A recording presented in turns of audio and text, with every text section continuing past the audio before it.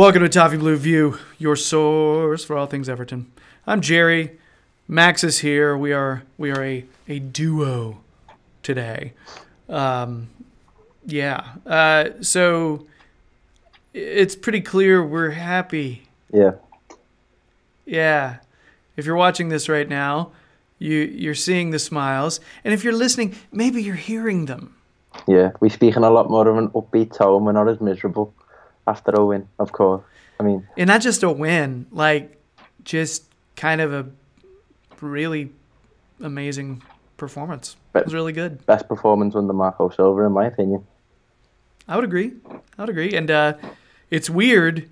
You see everybody on Twitter posting links to, they're taking a screen grab from Sky where it has the top 7 listed with Silva on the right side of the graphic, and I'm like, well, that's nice and all that they decided to throw us a bone, but I'm still kind of pissed. Yeah, we're still the eternal underdogs in that situation, I think. Oh yeah. But it's great seeing his little. Yeah. That was kind of rad. Next Jose, telling you, I'm making no secrets about it. When I look at him, I see a young Jose Mourinho that's just waiting to kind of unleash this footballing career on Britain, and be interesting to see how his career pans out. I hope he stays with us. But yeah, we'll wait and see. That'd be great. I think right now, I know I had my reservations, but I thought we would be in a better place than where we started, obviously. But I had reservations just because, I preferred a different manager. Yeah. But at the same time, it wasn't a manager where I was thinking, it's not going to work. At no point did I say it's a bad idea or a bad hire. Some people are starting to come around now who did say that. Yeah. That's kind of cool to see. Yeah. There were some, even if they say that there wasn't, there definitely were, which I do find was quite ridiculous, because I think his profile and his characteristics fit perfectly. The man who was made for this job, and as proven. I mean, I don't think we've reached our full potential by any means, but no. That performance on Saturday really was a good indicator as to where we're headed. Yeah, everything it seems like we were moaning about last season is better this season. Yeah, and is more where we want it to be. One of the specific things was the connection between players and supporters. That was something I heard you say, something I heard David say, and I heard you say it more than once. Yeah. And that's something that even I can see a difference. Yeah. You see the players reaching out. Yeah, a lot of that. There's a soul and a heart to this group of players, I feel. And fans almost have an individual connection with each player almost. Like, you've seen how well the likes of Richarlison and Gerry and Max have been received, and they've only been here since the summer. So, give it a few years. Fingers crossed no one turns Barcelona or Real Madrid quality standard so soon, and we keep them together and we develop a really strong side, which, touch wood, we will. Yeah, you look at how Bernard and Gomez as well, these are, they all seem to like each other, and they all seem to really like where they are. And it's a good sign, really good sign. Yeah, they seem to appreciate being at the club, and it not just because they're getting to play, although I'm sure that's a big part of it. Or a pay slip. Oh, yeah.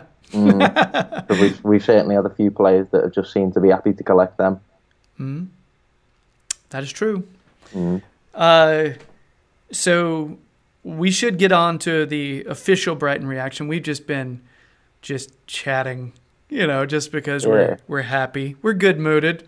We have a few talking points here that I think we can go into. You want to start with the unchanged lineup? Silva threw us a curveball. Didn't listen to Terry. Didn't listen to Max. Sure as hell didn't listen to me. Good thing. Unchanged lineup. Richarlison up top, Walcott on the side. We talked about possibly Bernard slotting in there or Lookman, but Bernard was on the other side, and the defense was the defense. Was it? What do you think about that, Max? It worked beautifully, I thought. And if you hark back to Leicester away, putting Richarlison up against two big centre halves in Morgan and Maguire, it was the evidence is there that his when you put him as centre forward, it works against two big centre halves like they had in Duncan Duffy, Brighton. But yeah, I couldn't argue with the lineup being unchanged. It was sensible. I had no complaints about it. The lads certainly, although we did get beat against Manchester United, but it was by no means it was an under par performance, but it was by no means poor. It wasn't an embarrassing show at all. No. So I can completely understand Marco Silva sticking with the team. And as we said earlier, personally, I believe it was our best performance since he's joined the club. I think it was absolutely fantastic, and no one put a foot wrong. Yeah, and Brighton had been winning games. That needs to be mentioned. That was the first time that Brighton has conceded more than 2 goals this season.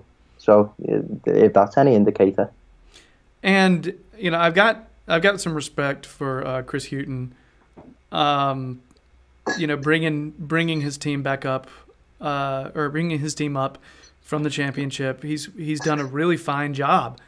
Yeah. With his squad, they have an identity. I do think they could use a few big money purchases in some of the offensive attacking positions. It's not a bad result for us, and to be honest with you, it could have been more. Yeah, it could have, because as we were saying off camera, the chances created were really pleasing to see, and it was coming from all angles, really, whether it be Gylfi Sigurdsson, getting on the end of a few chances in the first half, even though he didn't stick one in the back of the net. It's great to see all the the attacking, because that's what it is, really, isn't it? It's an attacking quadrant of Walcott, Richarlison, Bernard, and Sigurdsson. Those four, they kind of came under fire a little bit after the Manchester United game as well, because we talked a bit at length about Theo Walcott not having his greatest of games and going through a bit of a dry run of form. But personally, I thought he had a good game. As I said, no one really. I've got no complaints about anyone.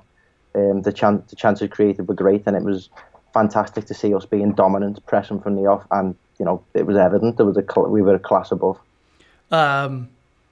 So you and I have differing opinions, which is sort of the most nitpicky, silly thing ever.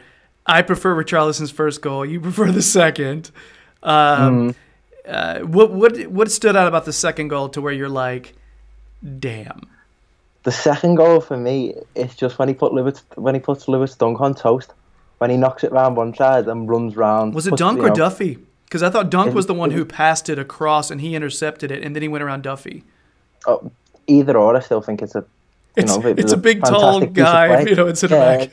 And it's pressing at the right times. It's because you could argue that if we had someone else in that position, they might not have picked up on that ball. So clear chance 1-on-1 with the goalkeeper, and he even made sweet work of the goalkeeper too. Put it round him, slotted it into the back of an empty net. But no, I can't argue with your preference of that first goal, because there's nothing quite like seeing a great counter-attacking goal, and that's exactly what that was. I just like seeing so many different players involved. Zuma clears it. Sigurdsson takes off at pace and looked fast. That's the thing when you watch Sigurdsson play. He just never looks fast or rapid, and he did. Knocked it out wide. Nothing really special about his pass out to Bernard. Bernard touches it once, then slots it right back to him, and he's still wide open, unmarked. And then that just slipping that ball through to Richarlison, perfectly weighted, perfectly placed, and that damn one-touch finish. What? Oof. It was one of those where I like, okay, we play pretty football now. Okay, that's a thing. Yeah, yeah, and. Cause, like we said, the intent was there from the off. I felt like we pressed from minute one, and we were looking to respond well from that defeat against Manchester United. Oh, I wouldn't say. I mean, it dried up a little bit when Brighton got the equaliser just before half time. We looked a bit stumped, but half time certainly seemed to solve that because we came out confident again. And Seamus Coleman, we talked about you at length the last show. I don't know if you watched it, Seamus. Dude, but he might have. We're absolutely made up for you, mate. Like, if you watch that, you know how much we love you, and you couldn't have picked a better time for that goal. Yeah, I felt really I felt kind of crappy when I was watching. I was like, well, my lineup was crap, my result was off, But then after I had said, Seamus is going to pick it up this week, he's going to have a better game, I feel really good about that. I was like, okay, well, maybe I'm not a total lost cause. You know what I mean? Like I felt just the tiniest little bit vindicated after making those shit predictions. But how aggressive was he on the attack? How aggressive was that celebration? Never mind throughout the whole game, and just on his game performance as a whole, it was much better, much improved. And I think a really good point was made last time we were discussing him, and is that his relationship with Theo Walcott is still relatively premature. I mean, they haven't been playing together for years, so that showed signs of improving. But yeah, he looked like he got quite a bit of anger out of his system in that celebration, and it's a trend with him, isn't he? He always seems to let off a bit of steam when he scores a goal. So I'm not bothered. Well, that's the thing. I was like, oh God, I really hope Seamus didn't see the title of our video.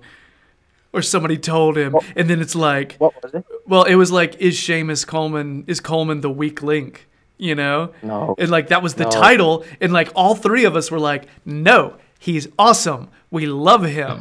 The only reason we'd get rid of him is if he's just totally bad for a long time. You know what I mean? Yeah. That right there. So yeah, I saw him celebrate. I was like, oh no, Seamus. No, you should have watched the whole video, man. We got your back.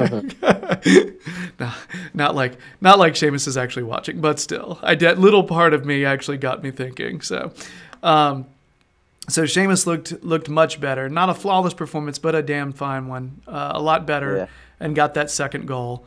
Sigurdsson looked solid. Gay and Gomez as that little, trio in the center is looking good.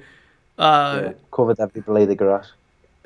I told my son, I said, I want you to watch Idrissa Gueye. I want you to watch how hard that guy works. Because he's unrelenting in his pressing. He's everywhere. And that's putting it lightly. I'd hate to play against him. I genuinely think he'd be a nightmare to play against. I mean, you wouldn't have a moment's peace. No, you wouldn't. Yeah, and like I said, Gomez looked great again. Looks poised. Is continuing to get forward. I mean, hell, Gay almost had a goal. Yeah. Whenever Gay scores, I'm just like, What's funny is what's funny is you don't usually associate goals coming from our centre midfield, do you? I mean, with the exception of Sigurdsson, and I've said I push Sigurdsson in with that quadrant, that front four. I was talking about this with my cousin coming away from the game, like. We don't get as many goals coming from that centre midfield, but on the flip side to that, if the front four chip in with the tally of goals that they have been, I'm sure that won't be a problem. I don't think. Yeah. As long as the return's high. Yeah, and that's the thing. I realize right now Richarlison's goal tally is actually solid. I think he's one away. He's like one away from being top scorer right now. Yeah, is it seven in the league? I think or something. Yeah, all I know is he's not in first, but he's got one fewer. But I don't, I'm good with the goals being spread out. You know what I mean? I'm fine with that. I love the idea of having somebody banging in 30. That'd be amazing. You know what I mean? It'd be incredible. Yeah. But we know what happens when that does happen, and no one else helps. A big price tag falls on their head, and one of the European big boys comes. Well, then if they get hurt, who's chiming in? Who's picking up the slack? We had nobody picking up the slack when that big guy who plays for Manchester United was here. Yeah. Oh. Yeah, I don't even remember that guy very well. But So, do you know what, right? I don't know. I think it's worth to mention while we're just reacting to the game. I thought that was probably Kurt Zuma and Michael Keane's best performance of the partnership too. It wasn't a quiet afternoon for them by any means, but everything that came at them, with the exception of that corner, which Brighton are notoriously good from corners.